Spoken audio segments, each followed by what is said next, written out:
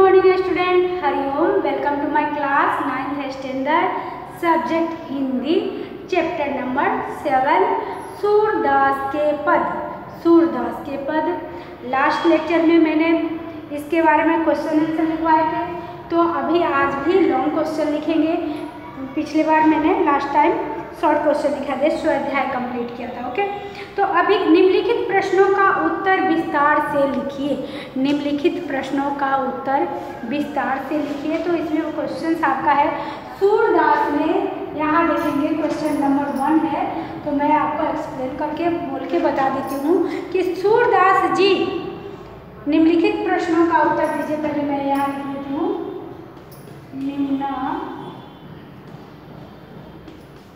लिखित प्रश्नों का उत्तर दीजिए। ओके,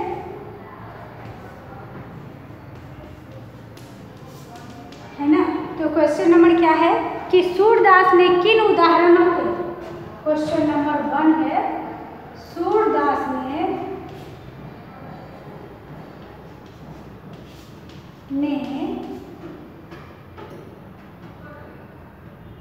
किन उदाहरणों से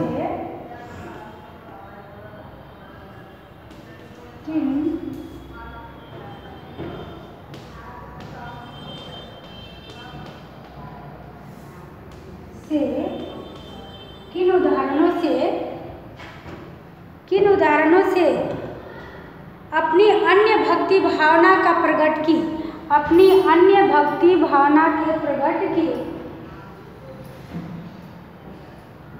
द्वारा सूरदास जी ने किन उदाहरणों द्वारा अपनी भक्ति भावना प्रकट की, भक्ति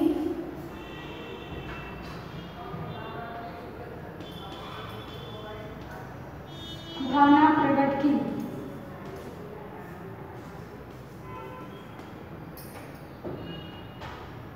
है ना। तो इसके बारे में हम क्या लिखेंगे कि सूरदास जी कहते हैं, चलिए, सूरदास जी कहते हैं कि मैं श्री कृष्ण रूपी जहाज, सूरदास जी कहते हैं, और मैं बता देती हूँ कि मैं श्री कृष्ण रूपी जहाज में उन्हें छोड़कर कहीं जा नहीं सकता। ओके, कहीं जा नहीं सकता। श्री कृष्ण की महिमा भूलकर मैं और किसी का महिमा नहीं कर सकता। मैं इसके बारे में आपको पहले भी बताई हूँ कि जो इसका कविता है, जैसे मेरो मन अनंत छोड़ी कौन दुहावे, डैश है बीच में, तो इसके बारे में मैं बताई हूँ कि श्री कृष्ण जी कहते हैं कि मेरे सिवा किसी का गुणगान नहीं करते। तो मैं ये बता दूँ आपको कि देवता का ध्यान नहीं कर सकता। श्री कृष्ण जैसी गंगा का जल मिलने से मुझे कुएं का जल की चाह नहीं। मेरा मन मधुकर श्री कृष्ण की भक्ति अम्बुज रस चखने के लिए अन्य किसी रस की आवश्यकता नहीं है। मेरे प्रभु कामधेनु, है ना, मेरे प्रभु कामधेनु के समान उनको छोड़कर मैं बकरी का दूध दूहने क्यों जाऊँ, उन्होंने ऐसा कहा। सेकंड क्वेश्चन के बारे में भी थोड़ा हम ध्यान देंगे कि क्या है, और उसके बारे में मैं आपको ओरल ही क्वेश्चन का आंसर बता दूँ। बालक श्री कृष्ण के स्वरूप का वर्णन कीजिए। बालक श्री कृष्ण के स्वरूप का वर्णन आपको करना है। बालक श्री कृष्ण की मूर्ति बड़ी मनोहर है। बालक श्री कृष्ण की मूर्ति बड़ी मनोहर है। वे अपने हाथों में माखन लिए घुटनों से चल रहे हैं। लास्ट वीडियो में भी मैं बताई थी और फिर से रिपीट आपको कर रही हूँ, सो आप ध्यान से देखिएगा और सुनिएगा। घुटनों का बल चल रहे हैं, उनके मुंह में माखन लगा हुआ है। उनके मुंह में क्या लगा हुआ था? माखन लगा था। उनके गर्दन, उनके गाल सुंदर और आंखें चंचल, उनके माथे पे गोरोचर और तिलक का लगा हुआ था। उनकी लटें मस्तक के जैसे भौं से क्या लहर बिखर रहे थे और सुंदर लग रहे थे। वे गले में कुंडल माला और पहने हुए हैं। ओके, और थर्ड क्वेश्चन भी ऐसे मैं आपको एक बार फिर से रिपीट करती हूँ। सूरदास अपने आप को क्यों धन्य मानते हैं? सूरदास जी अपने आप को धन्य क्यों मानते हैं? सूरदास जी श्री कृष्ण के अनंत भक्त हैं। क्या है? सूरदास जी श्री कृष्ण के अनंत भक्त हैं। ओरल मैं आपको बता रही हूँ और लास्ट टाइम भी कराया था, और आप अभी भी ध्यान से सुनिए और समझिए। ओके, श्री कृष्ण के अतिरिक्त वे अन्य किसी का भी ध्यान नहीं करते थे। ओके, श्री कृष्ण की मनमोहक छवि सदा उनकी आंखों में क्या रहती थी? मरराते रहती थी, छाए रहती थी, या उनके मन में हमेशा ये बसा रहता था, कुछ भी आप कह सकते। यह छवि उन्हें अनुपम सुख प्रदान करती थी। क्या करती थी? अनुपम सुख प्रदान करती थी। उन्हें बहुत सुकून मिलता था उनका नाम लेने से, उनका भजन कीर्तन करने से। ओके, तो वे श्री कृष्ण की इस छवि को दुर्लभ मानते थे और उनके मन में प्रभु की इस रस को अनोखी मूर्ति का दर्शन हुई, इसलिए वे अपने आप को धन्य मानते थे। तो ये आपका ये भी क्वेश्चन कंप्लीट हुआ। अभी हम थर्ड क्वेश्चन नंबर देखेंगे बोर्ड पर। तत्सम रूप दीजिए। क्या देना है आपको? तत्सम का रूप देना है। तो आप ब्लैक बोर्ड पे देखेंगे और ध्यान भी देंगे। ओके,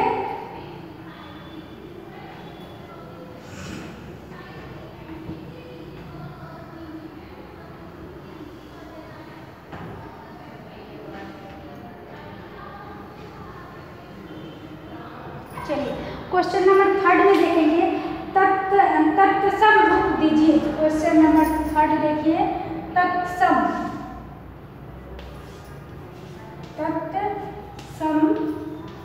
क्या करना है? इसको रूप देना है। रूप दीजिए। ओके, क्या है? पहला अनंत, पहला नंबर है अनंत, है ना। दूसरा आपका पंछी, थर्ड नंबर है महात्म, नोट में लिखिए। थर्ड नंबर क्या है? महात्म।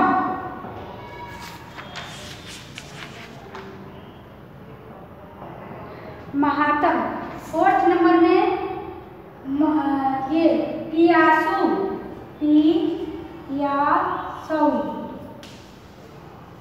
फिफ्थ में देखेंगे दुर्मति,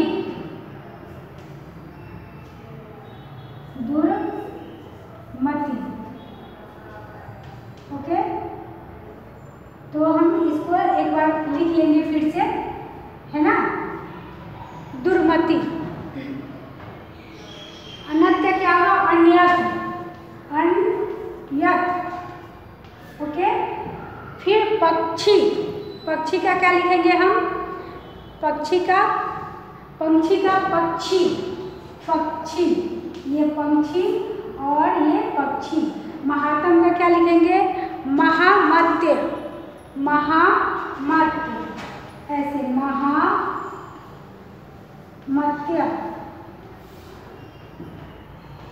है ना।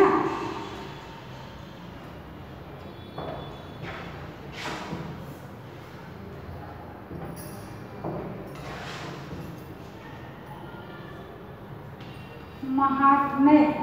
और प्यासऊ का लिखेंगे प्यासा,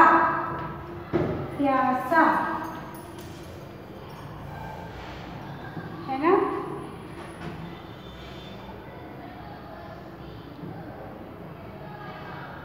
दुर्मति,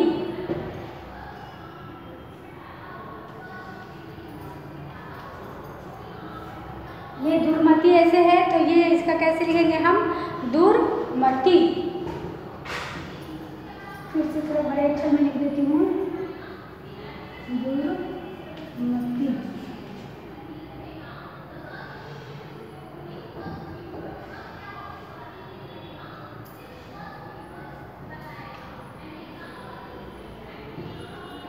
ओके,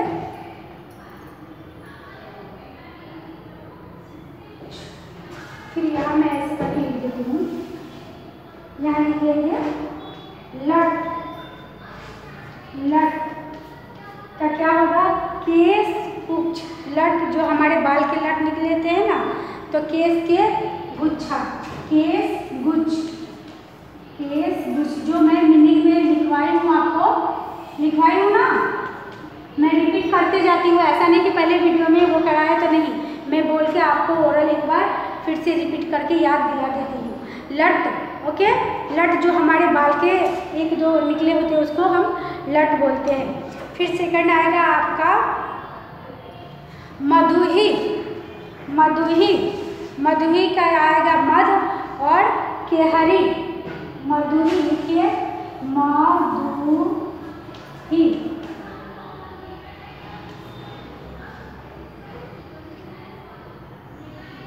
मधुही क्या कहेंगे, मध, मध और केहरी, केहरी, के लिख लीजिए आप, केहरी मिस केसरी, केसरी, ओके, केसरी। चलिए ये तो आपका हो गया, थर्ड क्वेश्चन भी कंप्लीट हो गया। आपको ऐसे ही अगर लिखना होगा तो लिख सकते हैं, आता है। अनर्थ, अन्यर्थ रिपीट कर देती हूँ वंस अगेन। पक्षी, पंक्षी, पक्षी, महात्म, है ना, तो क्या लिखेंगे हम, महात्म, महात्म्य,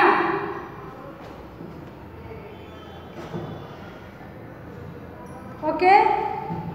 फिर प्यासौ, प्यासा, दुर्मति, दुर्मति, लट, केस, गुच्छ, मधुही, मध, केहरी, केसरी, ओके। ये क्या है आपका तत्सम, क्या है तत्सम। अब हम नेक्स्ट देखेंगे, इसके फोर्थ क्वेश्चन में देखिए समानार्थी शब्द लिखे हुए हैं, मीन्स पर्यायवाची शब्द। समानार्थी शब्द मीन्स पर्यायवाची शब्द और समानार्थी शब्द एक होता है, नो। तो हम क्वेश्चन नंबर 4 में लिखेंगे, मैं इरेज कर देती हूँ।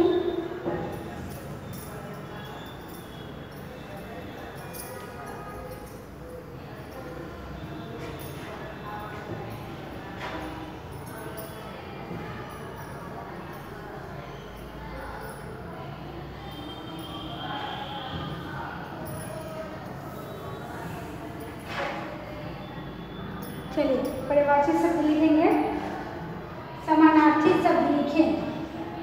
क्वेश्चन नंबर 4 में है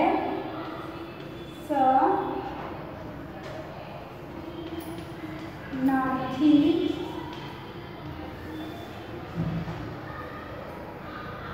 शब्द लिखें, शब्द लिखें, है ना। फिर पहला आ गया, इसमें क्या है समानार्थी में, पक्षी, पक्षी। सेकंड है अम्बुज, अम्बुज, देखिए अम्बुज। थर्ड में है, लिख रहे हैं ना, थर्ड में कूप, कूप। फोर्थ में मधुकर, मधुकर, है ना।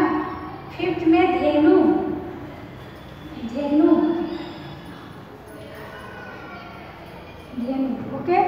तो पहला का क्या लिखेंगे हम, पक्षी मीन्स खग, जैसे आएगा खग, ये क्या है समानार्थी शब्द, खग, ओके। फिर सेकंड आएगा कूप, सेकंड में अम्बुज, जलद, जलज, ओके, जलज। तीसरा कुआं, कूप मीन्स कुआं, कुआं। मधुकर, मधुकर, भ्रमर, भ्रमर, भ्रमर। धेनु, धेनु, गाय, गाय, ओके।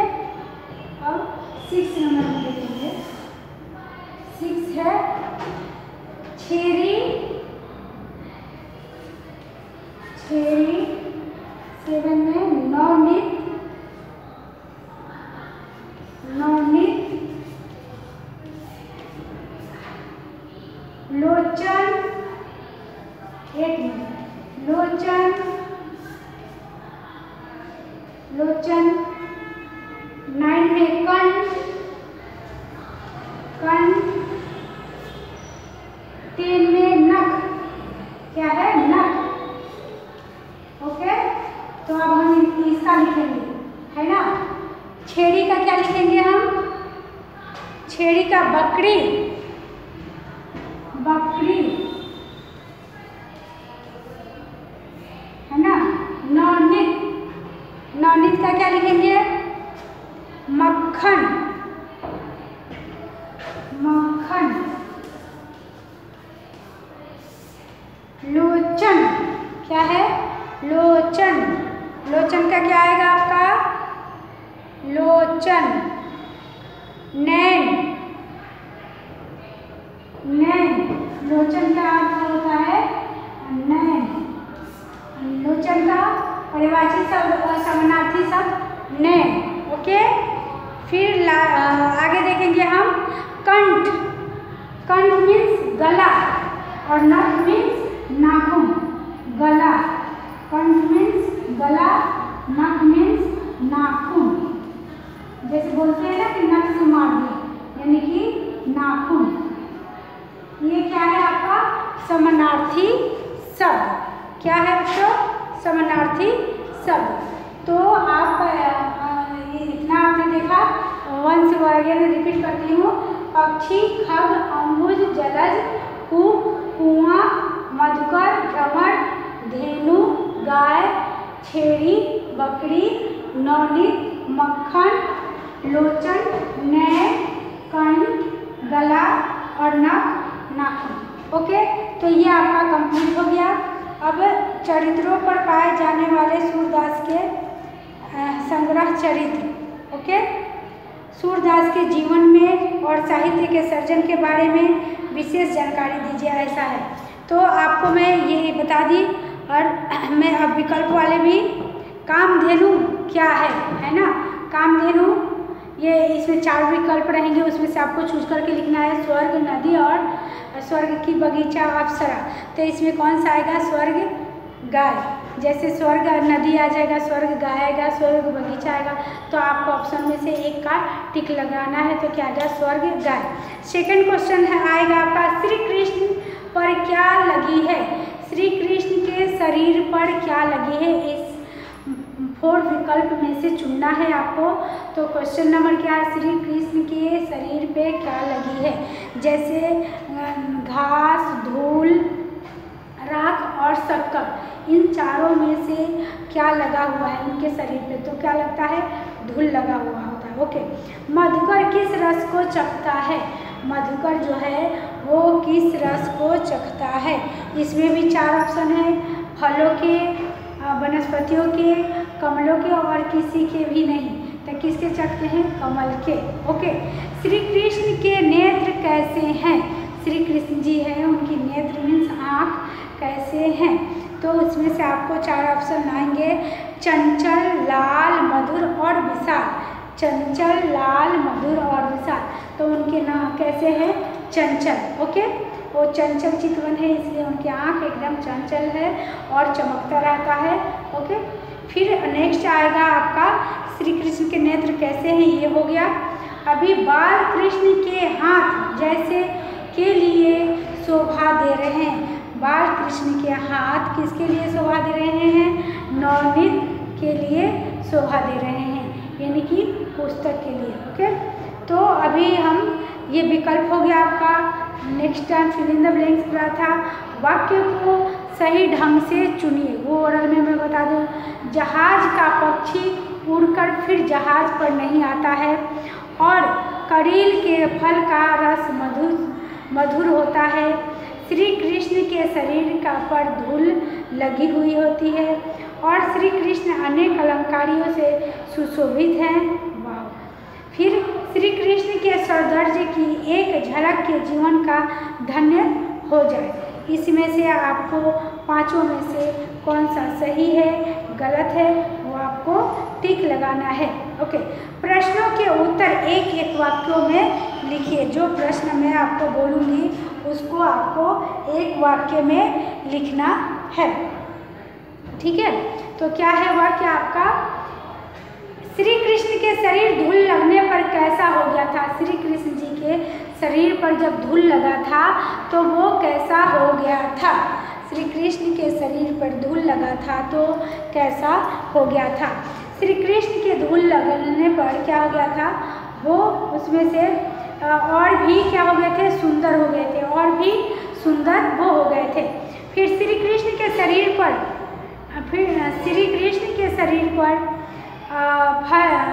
करील के फल का रस मधुकर होता है। करील के फल का रस मधुकर होता है। सेकंड, तो आपको वो बताना है कि गोरोचन श्री कृष्ण के मस्तक पर किसका तिलक लगा है। श्री कृष्ण के शरीर पर धूल लगने से कैसा हो गया। और सेकंड क्वेश्चन है, श्री कृष्ण के शरीर पर श्री कृष्ण के मस्तक पर किसका तिलक लगा है, तो वो गोरोचन लगा।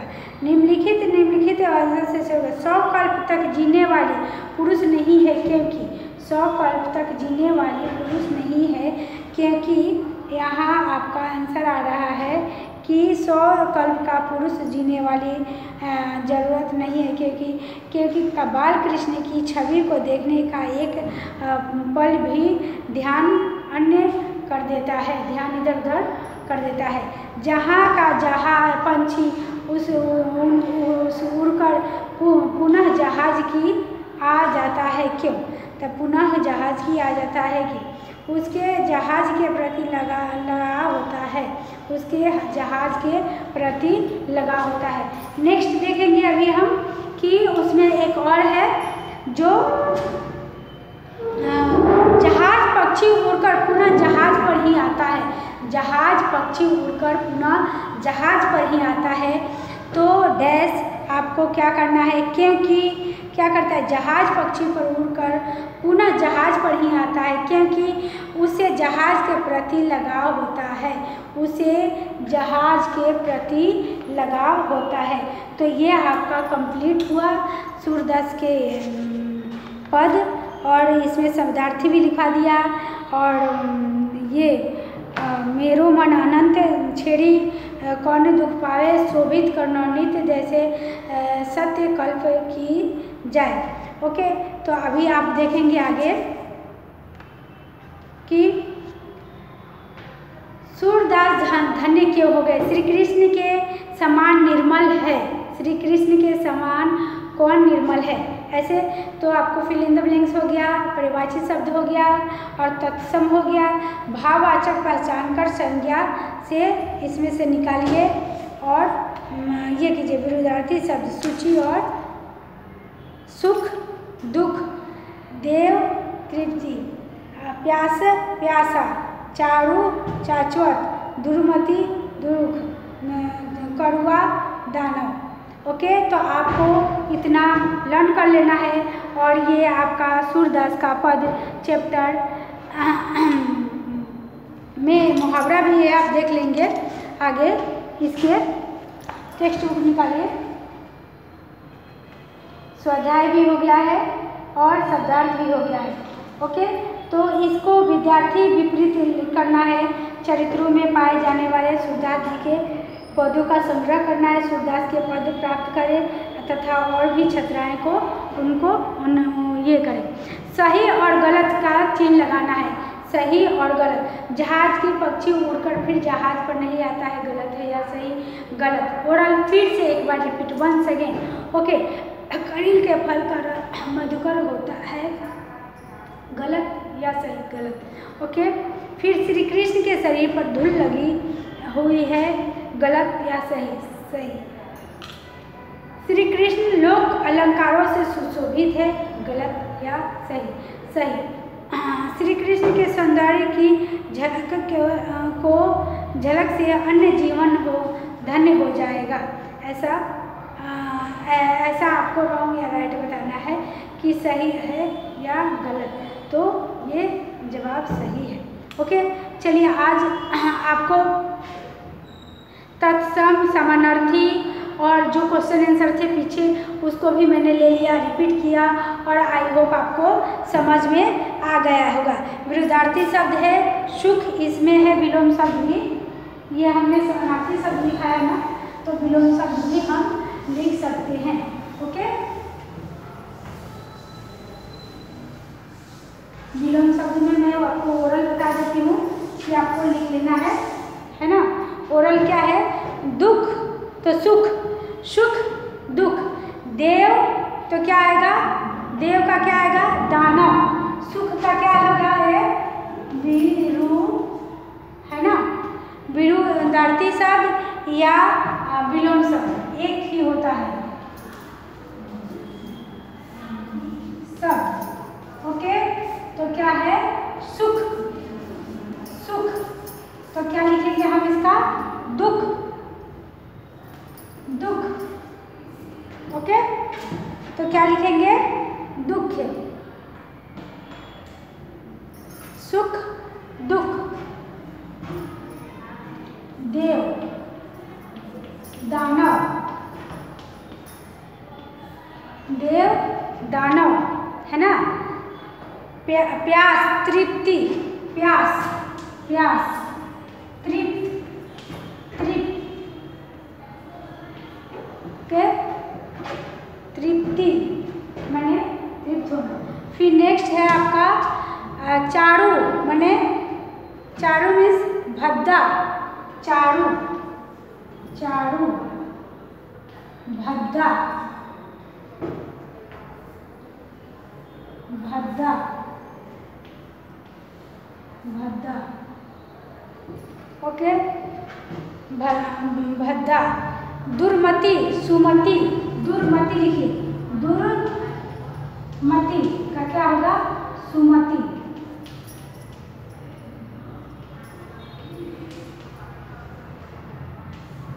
है ना, सुमति। फिर हम लिखेंगे कड़ुआ मतलब मीठा। कड़ुआ, कड़वा को क्या लिखेंगे हम? कड़ुआ। तो इसका क्या होगा बच्चों? मीठा। कड़वा का क्या होगा? मीठा, है ना। कड़वा का लिखेंगे हम मीठा।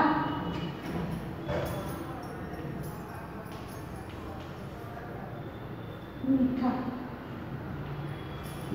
चलिए, ये आपका हो गया। विरुद्धार्थी शब्द भी बता दी मैं, समानार्थी और ओके। तो आज के लिए बस इतना ही। Hariom, thank you.